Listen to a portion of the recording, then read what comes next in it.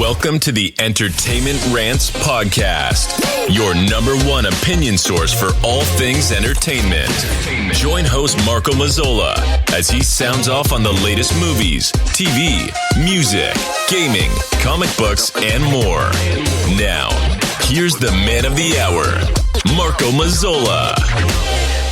Hello again, everybody, and welcome to the Entertainment Rants Podcast. I am, as always, your host, Marco Mazzola, and today with me, I have the single ranter. His name is Larry. Hello, Larry. Hey, hey. Coming at you strong from Massachusetts. How's everybody doing? How you doing? How you doing? What's going on? I'm doing all right. Yeah? Yeah. I'm jacked up from our conversation prior to recording. Yes, so I'm ready to go. Good little episode full of fire. Here. Piss and vinegar. Piss and vinegar. That should really help review this movie. Yes. So, gang, we are talking Wakanda Forever, the Black Panther 2. If you have not seen it, we're going to be spoiling the fuck out of it. So please make sure you turn off the podcast, go watch it, and come back and take a listen and let us know what you think. All right? So, Wakanda Forever. Larry, let's go over it. Give me your initial opening thoughts. Long as fuck. Holy crap, was it a long movie. And yes, that's my official take on it. 2 hours and 41 minutes. This is the official runtime. I've seen longer. I've seen longer, but for a superhero movie, that's a long. That was a little long in the tooth for me. There were definitely parts in it that I was looking at my watch, going, "Is it over yet? Yes. How much longer? So it gives you an idea of how Larry feels about the movie. So you had an interesting statement, which I didn't even think about before you said it, and to me it hits it right on the head. What did you say this movie was? It's a 3-hour eulogy. It is absolutely a 3-hour eulogy to Chadwick Boseman. And rest in peace, Chadwick Boseman. Amazing actor. I love. Right. He really embodied the character of the Black Panther. You know, God knows we wish he was still here to do the future ones. And did we need, did we need a send-off? Did we need a, goodbye, we're going to miss you? Also, of course, story-wise, we needed a reason why he's no longer there, which we got, but it definitely did feel like a almost 3-hour eulogy. We never kind of moved past it, and all the way to the end, the after credit scene, like it was still kicking us in the feels, if you will. Right, and that's what I want to, I want to point that out right away. Like, I understand it, I respect it, mm-hmm. I completely agree with the feels about Chadwick. Right, mm-hmm. I mean, from the opening thing, like when the Marvel comes out. It was just images of him, and it was silence. Yeah, I thought that was perfect. I thought that was well done. That was done amazingly. Yeah. The opening scene of the funeral, amazingly done. Mm-hmm. So I respect it. I understand it. I think that everybody needed that. I feel. Yeah. I didn't need that for 3 hours though. It's because they just kept going back to the well about it. Like at every other scene, it was. Your past brother, your brother passed, your brother passed. Oh, did you know, by the way, there is no more Black Panther because he passed? And It's like, we all know this. Yeah. We need to move on. We need to see the progression of the character, obviously Shuri, which I think that we did see. I just think that the development of her character just took forever. Yes, it definitely took forever. I don't think it needed 2 hours and 41 minutes to develop. What did you think about Letitia Wright's performance? I thought it was good. Yeah. I liked her. You could see that. And it wasn't just for her, too. I could see that there were certain parts that I think that they were struggling through the scenes. And this is literally just my point of view. And I think a lot of the scenes that people struggled through was when they talked about Chadwick, right? Yeah. So I feel that was like trying, and I feel that that's how it was like the whole movie.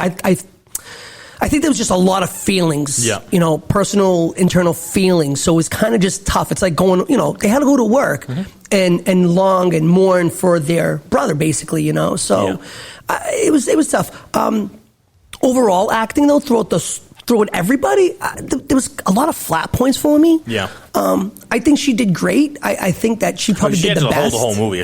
Right. The whole movie was literally on her shoulders. Yeah. And I think she did do well there.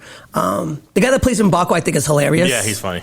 And obviously she was not a side character, but not a full, frontal character from the last ones. Now she's at the forefront. She has to hold the whole movie. She has to run the whole movie. She's the main focus. That's a big. Yeah, that's a big production ask, of this kind. You know what I mean? Right. This sort of thing where there's so much expectation on any Marvel movie. Right. And we've talked about before, this phase has been a little flat for most people. I think it's had some good parts. I've had some funny parts.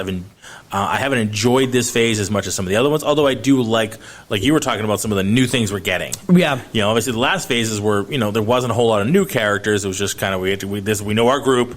Here's our group, and we're going to take it to the end. Yep. Now they're throwing a whole new group at us at this one, right? Which I enjoy. With bringing obviously some of the older ones back, like Thor. Well, you need that. You need that transitional bridge, right, from the old to the new. So you have to bring some of the older characters because that's what brings basically us to the movies. Right? It's like, okay, I remember Thor or Guardians of the Galaxy. Like, I remember those characters. I want to follow them. Yeah. Let's see what they got. Oh, they introduced us to a new character. I like that character. When that character comes out with their own movie, I'm going to go watch that. So, I mean, again, I like how they did that with this phase.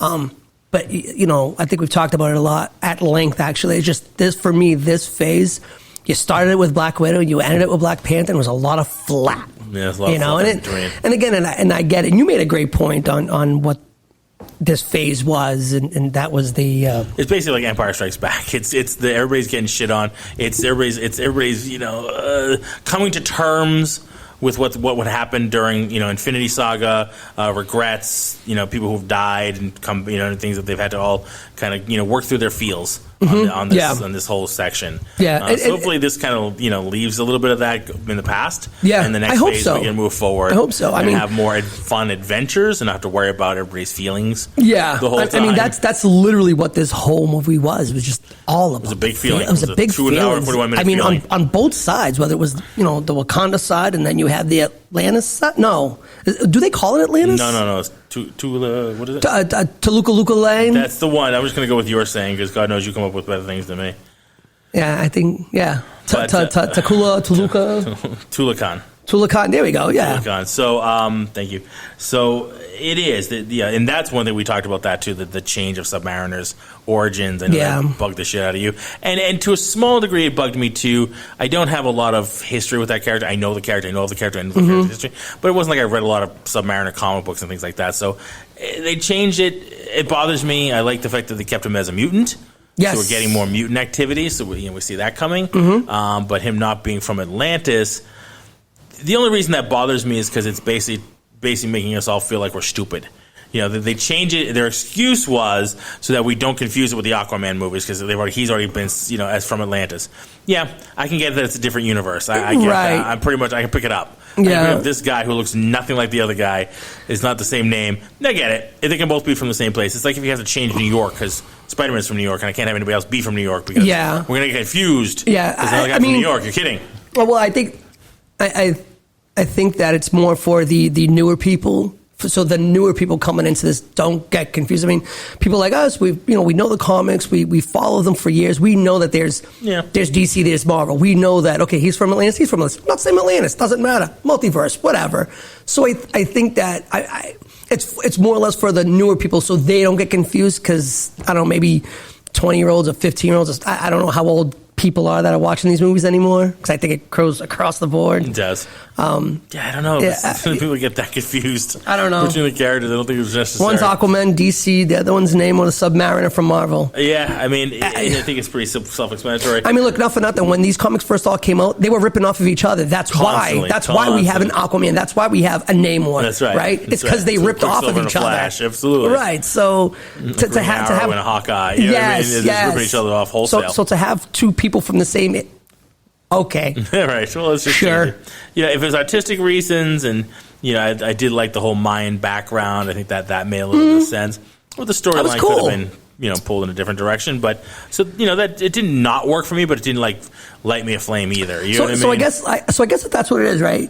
If you don't know the actual character itself, right? If you don't know his background, even the slightest, it's not bad. It's a good story, right? Yeah. Yep. So I think, that part of it, I think that the only problem that and I don't want to call it a problem, just the kind of like the cries, we've had material on this character for so long. He's one of the oldest. Yeah, so why not just, one of the originals. I don't know, rip the story straight from the pages that, you want to change him down the line, change it into a different, sure, whatever, because that's the thing to do now, but we have this character. We've never been introduced to this character as far as the MCU. Yep. Just take it right from the pages and go, this is the character, just let it be instead of trying to change stories and where he's from. And, but again, if you don't know anything about the character, it's not a bad story. I could get behind that. Right. So it's kind of 6 and 1/2 dozen of the other. I gotcha. What did you think of his design? Costuming and things like that. He had the green shorts on. The hummingbird wings on his ankles, I really didn't like. I mean, but that's the character. But do they flutter like that, though? Well, I mean, how do you know it's a comic book? I mean, I guess, yeah. It's flat, but I think they must help him fly. They have to do something. They just sit there. I'm trying to think of like old like stories, or whatever, that I saw of like Kid Icarus. Like, did his wings flap like that?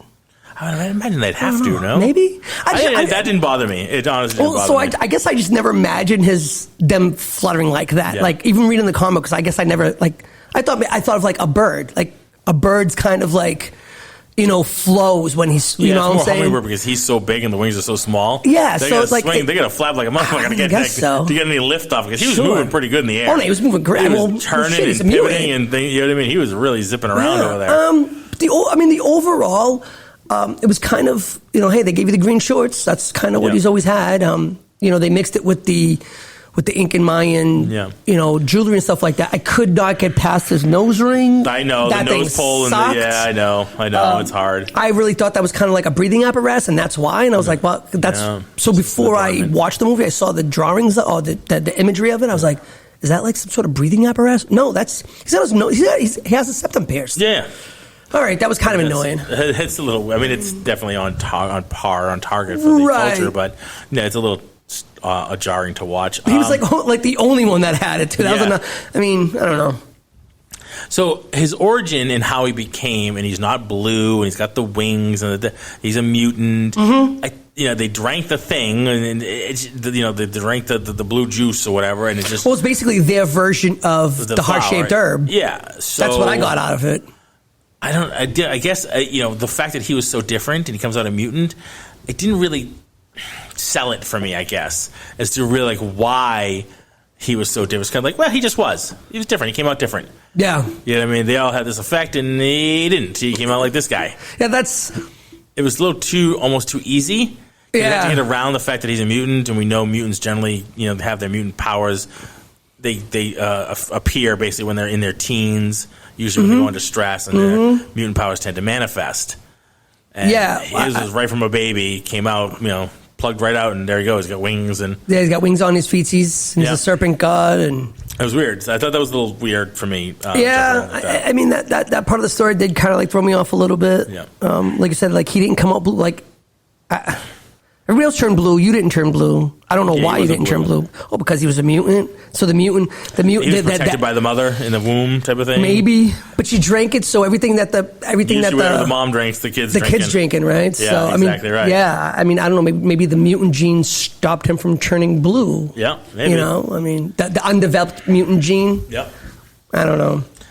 So, all right, let's go to the next gut punch. So, you're talking about it's a 2 hour and 41 minute eulogy, talking about her dead brother the whole time, and then spoiler alert, they kill the mother. They kill the queen. That sucked, man. I mean, I was not happy about that. You motherfucker, you really killed her off. That took me by surprise. Yeah, totally by surprise. I knew they were going to kill Riri because we'll get into her. Right. Because she's got her show coming up. She's got Ironheart coming up. And we'll talk about her character in a second. But the fact that they killed off the queen, and I get why they did it, because, again, they have to keep passing this, this family lineage. And now, supposedly Shuri's going to be the queen. But now at the ending, spoiler alert again, we know that T'Challa had a son. Mm-hmm. So and now they've been living in Haiti, but basically he's still Wakandan, so he can come back and be he's not prince. And he also knows he knows who he is. He knows who he is, but they've kind of kept him away from it for now until he can rightfully take the throne and be the king again. And his name is T'Challa, so eventually we'll get T'Challa being the Black Panther again, which is a great way to write it. Yeah, I mean, and I guess that's another thing too. It's they had a lot of this done, and then Chadwick died. Yeah. So it's like, oh shit, we have a lot of rewrites. How do we continue this that was story? A rewrite. Yeah, I mean that part was a rewrite because you have to, like you said. I mean, at one point you have to put the Black Panther back on T'Challa. You have to. So how do you How do you do that? Unless you want to rewrite a whole story going forward, and then everybody has to follow the suit, Yeah, you have to recast the character, which they've said they don't want to do. Right, but now they have recasted it, but without actually recasting it. Right. You're not making There's this... a way around not recasting Chadwick Boseman's character. Yes. It's T'Challa, but it's not the original T'Challa. Right. So, okay, I get behind that. I'm okay with that. I'm all right with that. I think that works. Yeah.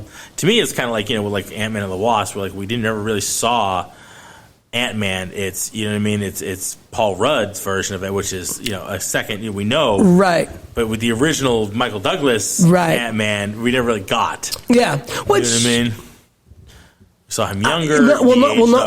Not for nothing. I'm okay with that because the original Hank Pym, he was an asshole. He was a womanizer. He was abusive. He was an alcoholic. Yeah. They kicked him out of the Avengers. Yeah. He was not a good guy. So I don't really need to know that storyline. Yeah, I don't know that they would have played on that storyline that they did in the comics and the movies. I don't think they would have. Right, but that's why he's no longer different multiverse, right? It's a different multiverse. So this particular Hank Pym did not beat Janice up. So yeah, I guess thank not. God for that. Martin Freeman back in as Everett Ross. And then we get DeFontaine. Awesome. Is back, which I thought was a great. Now we've seen a lot more of her versus just like a 2-second, end of type thing. Yeah. So I thought that was cool. And I definitely find out they were married. Yeah, and I love the fact that she had that green stripe in her hand. I'm like, oh, that's Lady Hydra, son of a bitch. Yeah. Like if everybody that was thinking it or they saw the writing on the wall, it's like, oh, it's got to be her, same name. Blah, blah, blah. Now we see the green stripe in her hair, and you're like, that's Lady Hydra. Yes. And it's okay. So they are absolutely they're moving forward. They're going to do the Thunderbolts. We know that. Yeah. So like you said. I like the fact that we saw more of her, not just a quick little snippet here and there. Credit scene, I thought that was cool. Mm-hmm. I thought that was really good. Yeah, the fact that they're married, I was like, whoa, all right. That's how you're going to play that. Yep, I thought that was well done. What was the other stuff? There was a few other things I wanted to talk about. So Okoye, they kicked her out, right? Was she out of the I thought that was interesting. She's not the general, but did she get back to the general by the end of it? I can't remember. So I had to do a little background on this because I was very unfamiliar with the Midnight Angels, and that's what those two are now called. They're the Midnight Angels because of the suits. Yeah. So actually, I looked up the background of the Midnight Angels, and what it was is one of them killed her husband, and then and this is in the comic book version is one of them killed her husband because they were trying to. He was just a bad dude, and then the other person, which would be the General Okoye, she kind of like stood up for her. She got banished. They both got banished. The Queen found the other one guilty of it, sent her to prison. Okoye's character stole 2 Blue Angel suits that were already in development, stole them, brought them to her. They broke out of prison. They said, screw you, Wakanda, we're all set. But still kind of protecting Wakanda on the side. Yeah. Finally, Shuri, and this is, again, all part of the comic book, Shuri then convinces her, hey, listen, we need your help. Like, enough of this bullshit. Like, just fight alongside of us. We need your help to do this stuff. Like, when T'Challa was fighting Dr. Doom, they come in, they fight Doom boss and shit like that. After that, T'Challa's like, you're with me from now on. So that point moving forward, you see the Midnight Angels always fighting with T'Challa.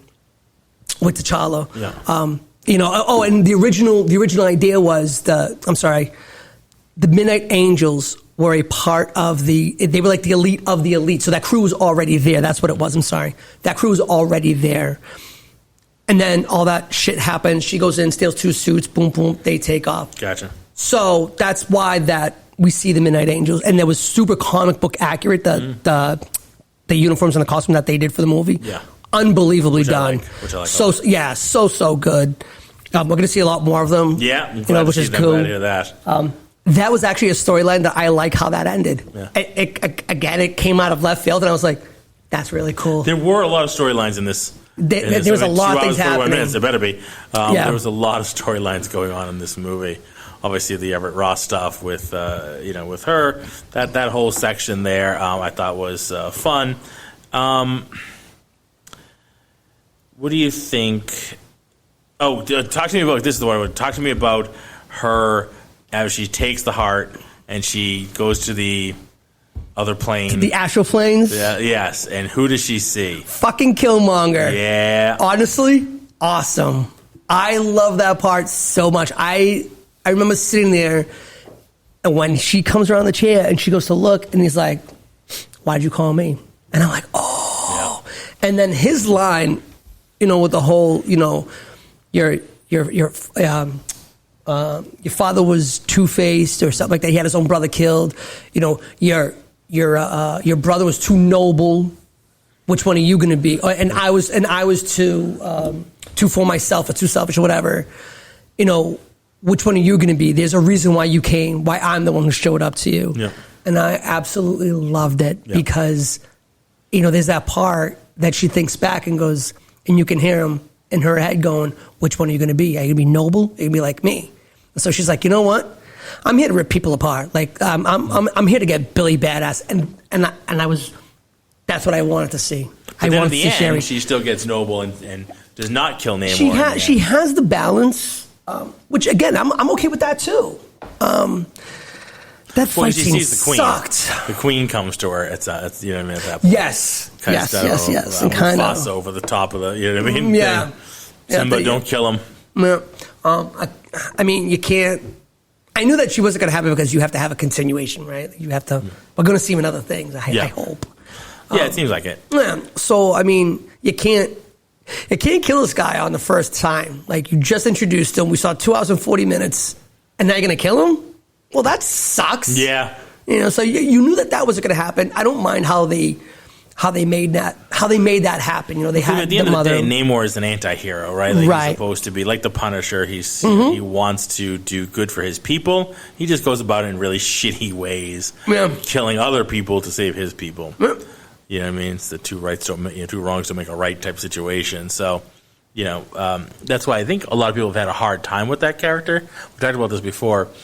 They've never really knew what to do with his character. Like, the comic has gone through so many iterations. Right. Not just his costuming, because they always, they change costumes like that.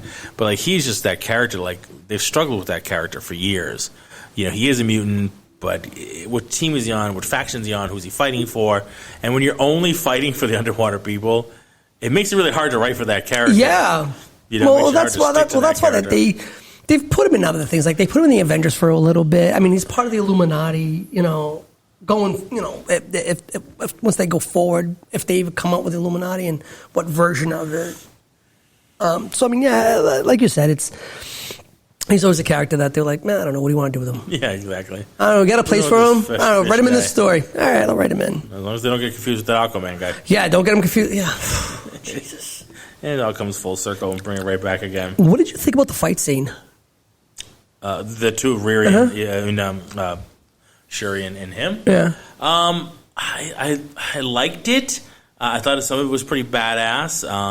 Some of the CG was a little underwhelming for me, but as far as the fight scene itself, it lasted. I was surprised that he impaled her like that, and then the suit healed her essentially, because she kind of walked off without a scratch after that. Yeah. We know the suit can heal itself. We didn't realize the suit can heal her. Heal her. Full blown pole, right through her. Right through her. Right through her. I was like, whoa. Yeah. So I liked her costume. I don't know. What about you? I liked it well enough. I was kind of meh about that particular fight scene because, again, there were parts where it just kind of stupid. The pull through the gut, I was like, holy shit, I can't believe they really just did that.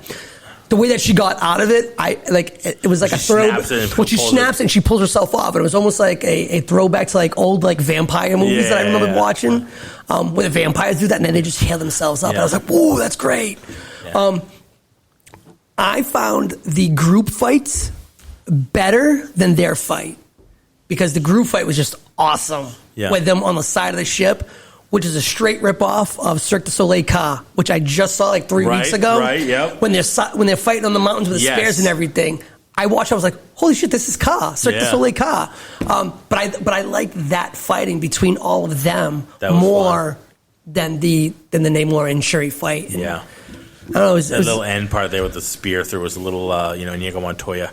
You killed my brother. Yeah. Prepare to die. I mean, I wasn't a big fan of it. It was, again, it had a couple cool spots in it, but I was like, all right. Had some cool fight parts. They were like, hey, how do we stop him? We're going to dry him out. Oh, so you want to put a blow dryer on him? I thought that was kind of ingenious. I thought that was good because at the end of the day, how do you stop him? I don't know. Superhuman strength. He's a mutant. Yeah, he's got speed. He's got superhuman strength. Like, how do you? But he has to keep coming in and out of the water at some point. Yeah. You know what I mean? So, I mean, yeah, just trap him. What they should have done, just put him in a cell, a vibranium cell that he can't break. Right. Done. You don't need to bother with blow dryers. Just put him in a vibranium cell where he can't break. Yeah. And then he's going to eventually just dry out. Yeah. And, I mean, that's kind of what happens to things that need water. They just look at your plants, you know? Yeah.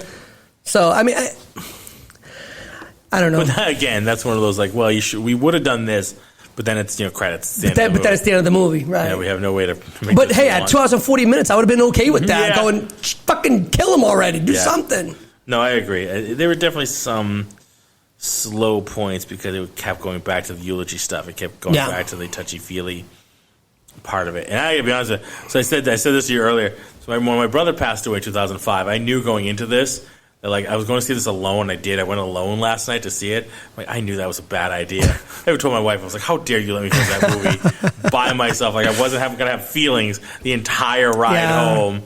After I just watched this girl like crying for 2.5 hours about her dead brother. Yeah. And then her mother dies. Oh my God. Like, Jesus. Wow. And then you have Namor's side. He's like, I've lost all my people. And we're going to talk about this real quickly. What also amplified it for me was yesterday Kevin Conroy passed away. Yes. It was announced that Kevin Conroy, who's the voice of Batman since 89, 90, the animated series came out. That, for some reason, I know we're off topic, but that really hit me in the gut. I saw that in the afternoon before. It hit me in the gut. But Batman's your I care thing, about anybody man. dying. I said this online. I care about anybody dying. It always, I always feel bad. But there are certain celebrities who I don't know. I never met him. But there's certain celebrities that just kind of gut punch you, like when he was only 66. You didn't expect him to go. He didn't look well. I was wondering myself if he was battling cancer. He was getting, I'm trying to think. What did I see him? The Batgirl crossover series that they all did. Yeah, when he was wearing the mech suit. Yeah. It was just, which is a tandem to Kingdom Come when Bruce Wayne has to wear the mech suit. Yep. But when I saw that, I mean, even in that, I was like, he wasn't looking great. So, but I didn't know if it was because he was a taller, thinner man, right? But I didn't know if that was because he was sick or if that's just kind of how they made him look for the show. Yeah, a little bit, I was like, could have been both because obviously, like you said, it was part of the Kingdom Come stuff, right? But yeah, so that definitely hit me in the feels yesterday. Obviously, I grew up. I was born in the 70s. I grew up in the 80s, but so like 90s, I was really into the, obviously watching Batman. I watched every episode of Batman, the animated series. I played every Arkham game. I've watched every version of the Batman, they've put into, animation that he has done. He is the Batman I hear in my head when I read a comic book or, They've had other animated features where he didn't do the voice. Mm-hmm. That's always bothered me. And the people who have done it have done a really good job. I will say that. Mm-hmm. But he's still... Even when I rewatch those ones, I'm like, I wish Kevin Conroy did the voice. Right. So you know what I mean? I mean, that's what you came up with. Yeah, as far the as the series voice. obviously was groundbreaking. It was, I've talked about it on the show before with Craig. So when he passed, and again, I didn't know that was going to happen.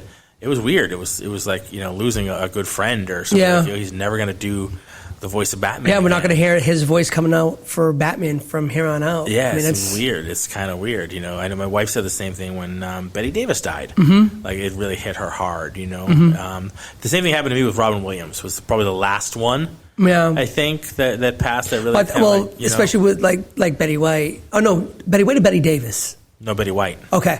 Yeah, I thought you said Betty Davis, too. I don't. Anyway... When you have characters like that, like a Betty White and like a Robin Williams, that's fair enough.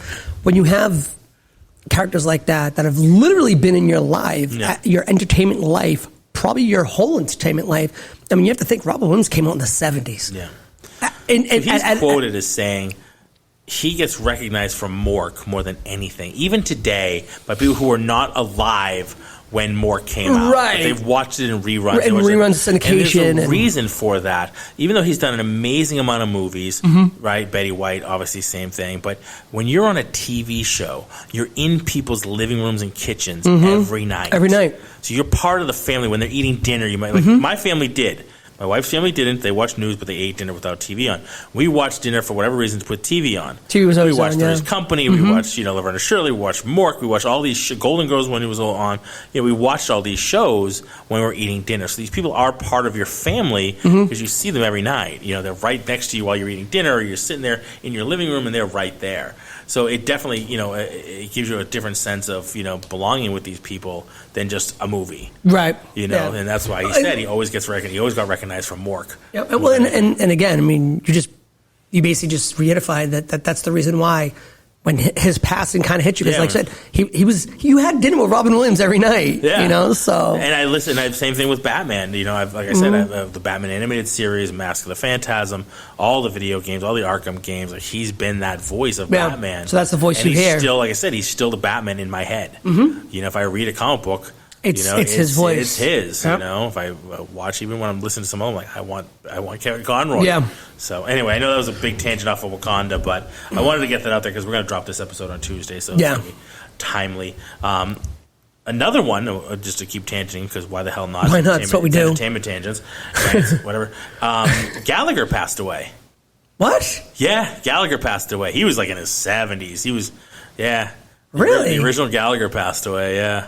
I say original because his brother his brother did it. And then stole a lot of his money from doing it. But anyway. Yeah. No way. Gallagher passed away, No more smashing watermelons, I guess. No more watermelons to be smashed. Yeah, same day. They both died yesterday. Wow. So now everybody that was hoarding their watermelons because they were scared of him? Yeah, you can bring them out now. They're free. Roll them down the street if you have to. Make a joke about it, but wow, that's sad. Yeah. I mean, but again, it's like, you have these guys or these people that, you grew up with, you watch, and they've been around for so long. They're not mutants. There's going to be passing, So it's like when they start to do, you're like, wow, they were old. Wait a minute, if they're old, that means I'm old. That's the problem right there. You hit the nail right on the head. Oh my God! Now if they're passing because they're old, I'm old. Yeah, like I'm getting it because I remember, growing up with them, on my TV or whatever, and So I watch shows, and this is with anything. I watch shows like The Office. I love The Office. Okay? Yes, we all know this. We know I love The Office. You watch these shows and you're like, or Frasier, which we know I love to watch too. And now I'm 46.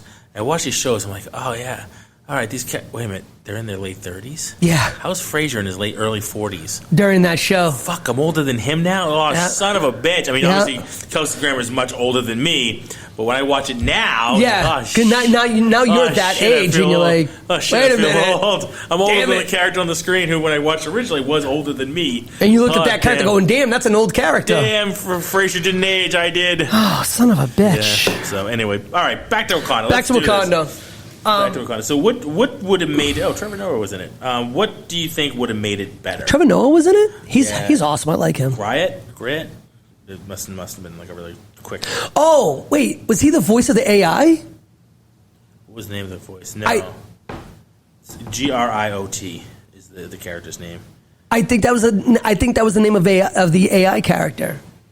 Maybe. I'll look it up. So what we can ask? What would have made it better for you? I don't know. Honestly,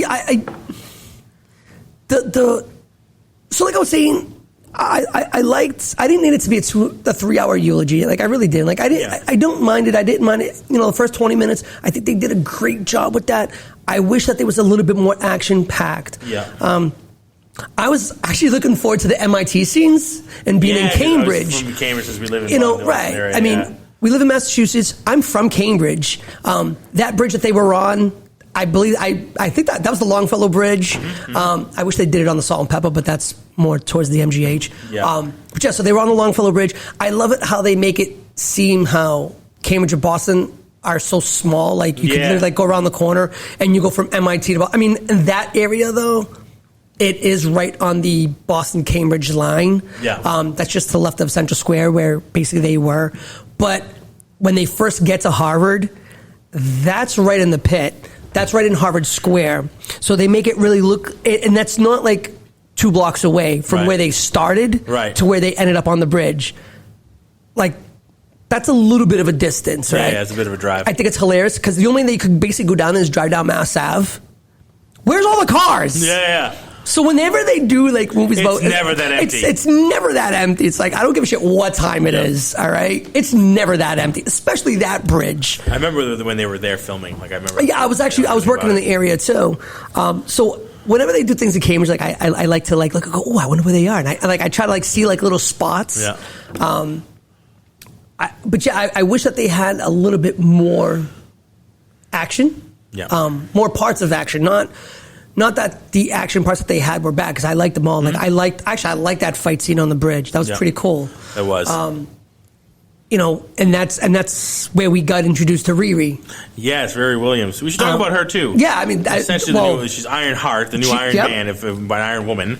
She's Ironheart, which we're getting a series of, which I think is going to be phenomenal. I liked her. I liked the woman who played her. Yep, I thought she did a great job. I thought she did a great job. She definitely played genius as well as like younger, college age, kind of like had that college attitude. You know what I mean? Pulled that off really, really well. Some of the over the top humor I wasn't a big fan of, because I was like, all right, it's not that funny, but people in the audience were cracking up, and I'm like, these jokes really aren't that funny, but you guys think they are. Larry brought his own stick to sit on. It's just the I think what it was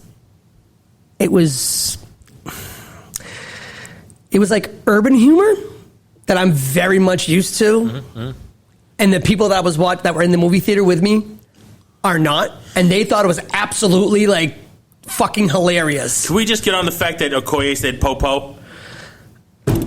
So I feel like a lot of all right, so that back and forth, I feel a lot of that was really forced, and I did not enjoy it. No, it was definitely forced, and the fact that she comes out with popo. And she says popo, and I'm like, all right. Really? Look, from Wakanda. Who's using popo? No, I don't think anybody uses that word anymore. No. I'm sorry. That is such like, that's it is. It's old. That's right up there with 5-0. Like 5-0 and popo, those are two words that people use to reference police, like in the 90s, early 2000s. We're in 22, ladies and gentlemen. But this movie's further ahead. Yeah, this is after the snap. This is 5 years later. But again, it's like, I don't care when it was, when you're writing the script, who the fuck is writing that into the script going, this is going to be good? It's not just the person who writes, it's all the rewrites and the people who see it, and get this fucking joke out of here.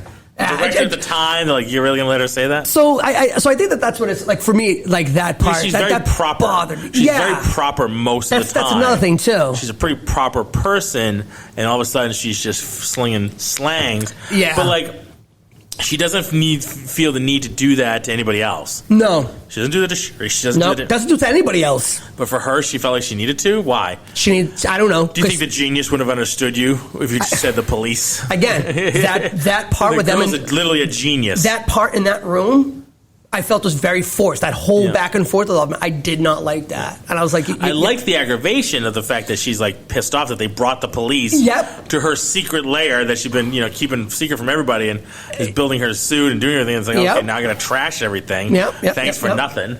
I mean, I like the angst on her. Yeah. But again, there were certain parts, again, with that whole 20 minutes of it...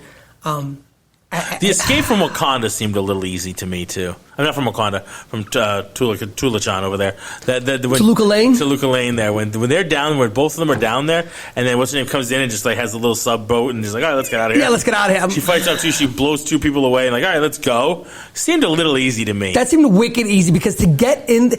So that's another thing. They weren't fully down in the city. Oh, that's right. That's right. They're in the little part before you go to the cave. The tunnel, the whirlpool tunnel stuff. Yeah. But her finding the little under a cave where she was just hanging out. Yeah, that was a little weak sauce. Well, I mean, I get it. She's a super spy. She can infiltrate, things like that. So, we didn't need to. I guess we can fill in the blanks. And she did some investigation. So they showed us some of her investigating. Yep. We kind of fill in the blanks. Okay, she did the investigation. Now she's found it. She's here. She gets it. She found where they are. Yeah. She tracked her earrings. I got them. Okay, fine. Yeah. But just like the escape part seemed a little less, easy, less than it was guarded. Like you said. I mean. But they probably didn't. I mean, but Shuri and Riri are. It's just really weird that they're both so closely named. Like Shuboopy. We'll call them Rudy, Tooty, and Fresh and Fruity. There we go. I don't understand. They seem pretty important to Namor and to them underneath there. Why weren't they a little bit more guarded? Or better yet, just guard them with actual, like, I don't know, fucking guards. Yeah, like, they're just like it seemed like the handmaidens. Yeah, that's what it looked like. It was just the handmaids just hanging out, just chilling. I'm like, this is kind of weird. They're just not really that well guarded. I think they could have just gone out by themselves. Well, they needed to escape somehow so they could cause a war between Wakanda and Toluca Lane. Yeah, it just seemed a little lazy. Could have started that war a little sooner on the way out. I mean, you could have done something more, I guess. I don't know. But, Again, but I think that the whole movie literally was, basically the contrast of her life and his life. And, like, the way that they were playing it out, I'm looking at it going, they're not going to hook up, are they? Because that would be so weird. Oh, yeah. Like, I totally expected that by the end. By the end of it, I was like, they're going to hook up. That's how that's kind of how they were, like, writing it off. Yeah. And I'm like, you're just going to really... Mutant Wakandan. Yeah, like, what the fuck? Yeah. So, yeah, I'm really glad they didn't. Glad they didn't. Okay, so let's talk about... So she recreates the heart. Yeah. The flower. Like, yeah. What did you think of that? I thought that was... I saw her coming, what she couldn't do at the beginning, and you see that eventually she has to, because we know she turns into Black Panther. We see that in the previews. Yep. So she has to be able to be strong with the Black Panther. Okay, I get that. I actually enjoyed the way they did it. Like, she really had to fight for it. I did too. It wasn't a 2-second, I figured it out. Yeah. Like, you could definitely tell the aggravation she was going through to keep changing the molecules and how to make this formula work. Mm-hmm. And finally it works. Like, it wasn't a 2-second, oh shit, I just learned how to shoot a bow at a flying dragon in 3 seconds. Shang-Chi. Yeah, exactly. Like, there was some work. I mean, obviously she's already a genius. She's done a lot of the work pre to this because she's been doing this for at least a year or more. She was trying to recreate it for her brother, and so she finally picked up the project again and started again. And now she had the bracelet from Tula-chan over there. So I thought that was well done. Usually I hate that shit. I saw it coming. Yeah. When he's telling the story of it. Yeah. It was the same thing. We got a plant. We grind up the plant. We make just this water. And we're magic. And we're magic. And we all drank from it. Yeah. Well, that's the same shit that happens with the Black Panther. So you could see it was the same exact thing. Because of the vibranium. Right. So when he was telling the story and he's got the plant, I'm going, all right, cool. And you could see when when they were making the bracelet, you could see it was from the fibers. Yeah. Right? You could see that. I was like, that's going to play in. That's an important part. So when she had the bracelet, I was like, that's how she's going to create it. And so I saw it coming. Yeah. I liked how they did it, though. Yeah. I mean, it wasn't easy. It wasn't right. I mean, they foreshadowed what was going to happen. If you didn't realize that that's what's going to happen. Which is okay. I like the foreshadowing. I'm all down with foreshadowing. I'm all down for it. I need to be surprised. And they did it. And they did it well. Mm-hmm. If you didn't see that coming, then you just weren't paying attention to the movie. It wasn't like she just magically had the formula because she had the bracelet. Oh, look, I just plugged this in and it works. Right. She still had to do a lot of work. Yep. To make that shit happen. So I like that. I like that. And even after she created it, she just looked at it, and and the other one was like, "You need to take it." She was like, "I don't think I can." Yeah. So it wasn't like I even like that because you saw all this angst from within that she wanted to help. Yep. Now she has the means to do it. Yep. And she's like, I don't know if I'm the person, right? So I was like, all right, that's pretty cool. Then she takes it. She has the vision. Doesn't want to tell anybody about who she saw. She's not. And you're like, and she's like, that didn't work. It didn't work. Didn't work. She bang. I was like, holy shit. Costume and just that was pretty cool. Blasted away. I thought that was awesome. I like that. Yeah, I thought that again, was cool. One of the things that hit for me was that. Yep. And then again, when she's putting on the mask, she's putting on the costume, and she sees her father's mask. She sees T'Challa's mask. She sees Killmonger's mask. Which one are you going to choose? Which one are you going to choose? And then she creates the one that's kind of her brother's and kind of Killmonger's. And I'm like, that's wicked cool. But it's got the gold on it like Killmonger. Right. It's got that's what I'm saying. He's got the gold on it just like Killmonger had. A little more adornment than T'Challa's. She is a lady, so yeah. Well, not just that, but Killmonger's did too. He was a little bit more flashy. Well, yeah. His costume had a lot more like gold inlay and stuff like that on it. He was definitely more flashy than T'Challa. So, yeah. No, I liked that. I thought that was well done. Like I said, the costume I thought was great. The flying scenes, as always, weird. When you get those flying scenes and the things, and he's just taking them out with the spear. Yeah. Some of it's there was other stuff that seemed like it could have been done better, I guess. How do you block that many blasts with a spear? He's a Jedi, I guess. I have no idea. That's the part that I mean, don't run. The Dora Milaje were doing it with bullets and stuff like that. With this their is true. As well. Remember the old Wolverine origins when Wade comes in with his 2 swords and he's just cutting down bullets on the way through Ryan Reynolds. Yeah, when he played the shitty Deadpool. The shitty version of Deadpool. The shitty Deadpool. He's just doing windmills with both swords. He's cutting down bullets, and there's like 14 guys like rifling at him with Uzis. It's kind of that. Yeah, the flying scenes kind of suck a little bit. I feel that flying scenes, especially when they're done that much, it was like a lot of scene to be in the air. Yeah. I think for me it was just too much. Like if you kind of cut it up a little bit, you can suspend belief or whatever. But when you have that much of it, it's like, all right, this is kind of whatever. Spear through the windshield. I'm gonna throw that helicopter into that helicopter. Well, no, I don't know. I wasn't completely, oh my God, this is awesome. But I was a complete, but I wasn't like, oh, that really sucked. No. It's kind of like, I don't know. Could have done with a little bit less, but I'm not hating on it completely. Gotcha. Cool. So are you excited to see Ironheart when it comes out? I am. What costume she's going to have? Because Sherry wouldn't give her the costume. Right. So she let her have the suit. I don't know. Which I'm surprised, but it's almost like they made a lot out of vibranium. Since that's what they had, so they probably made a lot of it out of probably, or maybe it was nanotech with. Maybe she gets a new suit with Wakanda stuff, like a different kind. I'm excited to see what she pulls off. In her series. So this is another one that just it introduces a new character for me to watch. Yeah, and to like kind of get behind. Yeah. Well, She-Hulk did too. Just kidding. Yeah, we haven't done that podcast yet. We absolutely have to have Bruno on that one. I don't know. That might turn into a Venom.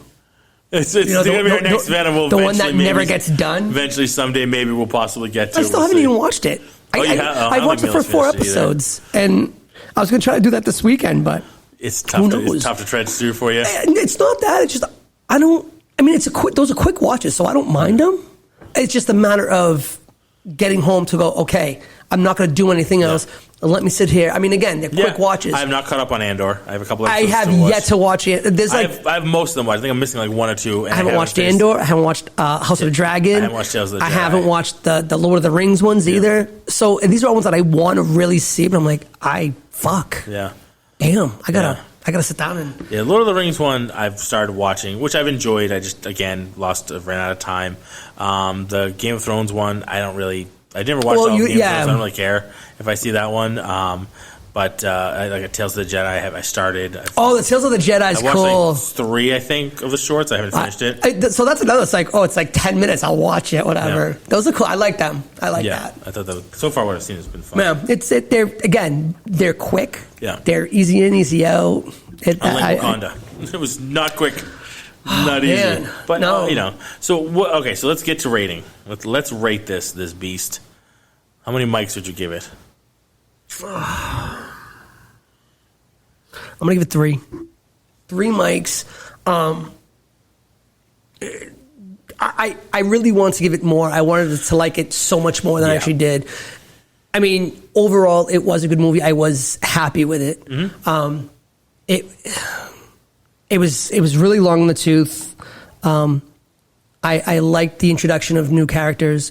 I love the fact that we're gonna have T'Challa back. Yeah, different form of T'Challa. It's not a recast. Yeah. So I'm glad again. The little decisions like that they made, I absolutely love and appreciate. Yes. So I like that they did that. So now he's going to be a younger T'Challa. Does he become part of the new Avengers or the Young Avengers or? Right. I mean, because now you could play with that. So and you know what? I don't think people. When do we reintroduce him? Right. Because he has to be brought back into Wakanda and basically take over the throne. And you could do that for a while. I mean, you could introduce him in Ironheart because I think that Ironheart's going to have the relationship with Wakanda, right? So. You could bring him in at the end of that series. If it's a limited series, whatever, you can actually bring him in, and that's how you introduce him. And it's like, oh shit, he's back. Yeah. Because you can almost play with the time a little bit. I mean, he's still young, but yeah.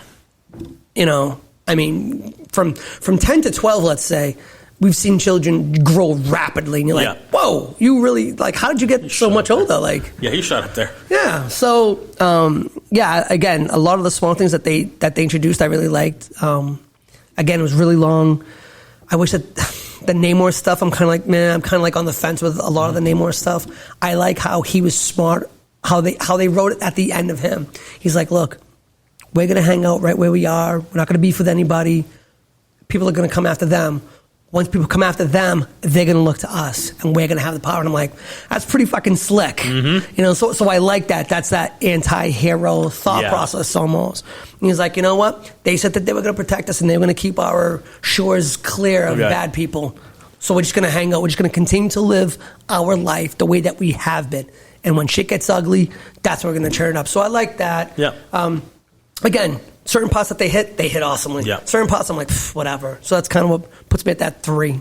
Yeah, about 3.5. Okay. About 3.5 on this one. I did enjoy it. I liked it. Different than Black Adam. I watched that last week. We'll talk about that next. That'll be next week's podcast. But we'll get into Black Adam. I think you and I have similar views on Wakanda, but I think we have opposite views on Black Adam. So we'll see. So that should be but that should be a fun one. No, that's gonna be fun. That should be definitely a fun one. So that was awesome. All right, Larry, thank you. No problem. Thank you. Side note. Yes, sir. You caught the previews, right? Yes. What do you think about the previews? I'm pretty sure we got the same ones. Quantumania. Got the Quantumania one. Looking forward to Quantumania. I think that they're gonna do that well. What about the Avatar? Did you I couldn't care less about Avatar and the whole series, and James Cameron can eat a bag of dicks. Fair enough. I could care. John Wick?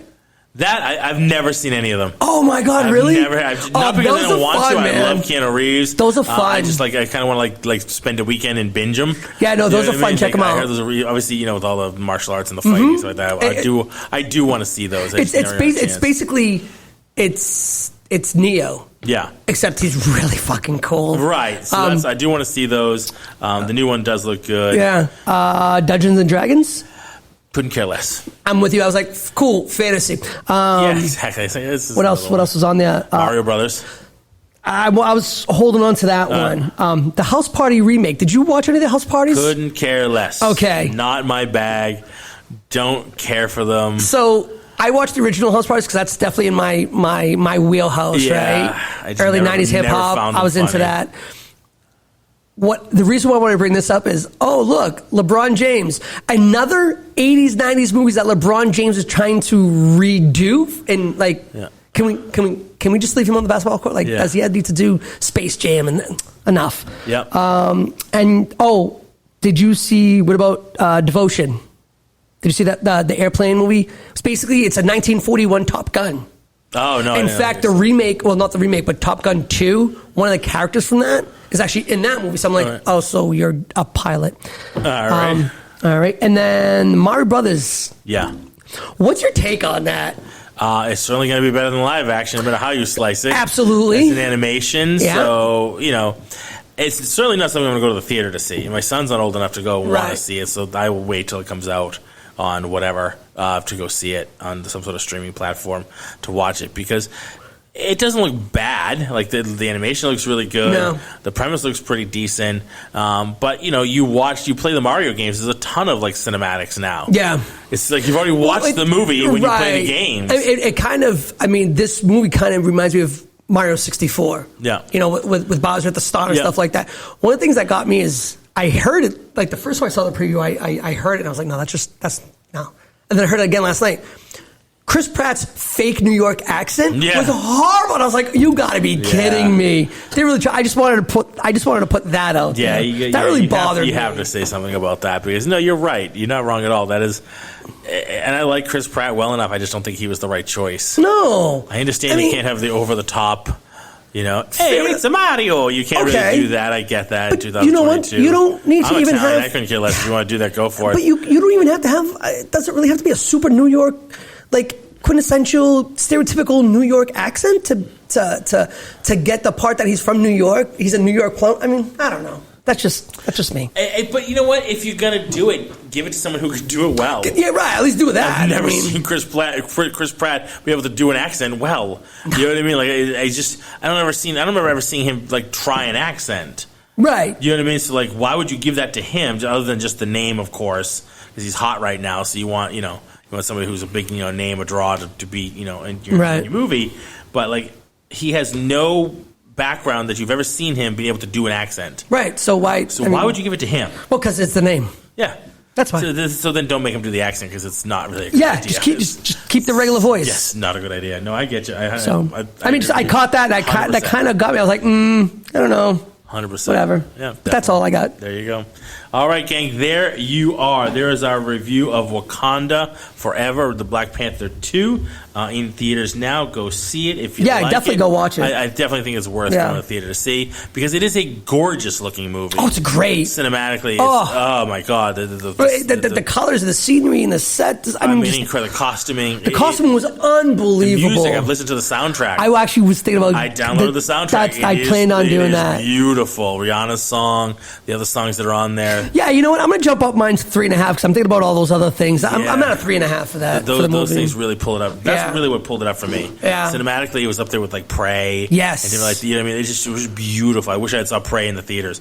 I wish they had put it on the theaters because this movie was beautiful to watch. It is a 3.5 hour, 2.5 hour eulogy, but the parts that they had those in there were incredible. And were incredible. And they're doing the dancing down the street, and they do the slow-mo. The funeral procession. And just gorgeous. Yeah. Just gorgeous, and I think Coogler does an amazing job of keeping to the culture and representing the culture well. Not that I know the first thing. Right. Yeah, I'm a little white Italian dude. It's not that I know anything about it. I'm not going to pretend like I do. But I feel like they're doing something right over there with that kind of stuff, and they're really trying to hold true to the culture and things like that, and do it justice. Yeah, which I like. They're not, it's not old school. They're just kind of making it up, and just put all the stereotypical shit in there. Big Trouble in Little China. So looking right at you. So, yeah, right. All right, King. There it is. We are going to stop now. I'm going to take a break, and we're going to come back next week with Black Adam. Yes. All right. So everybody go out there. Make sure you check us out online, entertainmentrants.com. Find us on our social media at Entertainment Rants. Drop us a line. Drop us a review on Apple Podcasts. We'll read it on the show. And thank you again, Larry. Thank you. Everybody, let's get out there. And what are we going to do? Let's rant. Let's rant.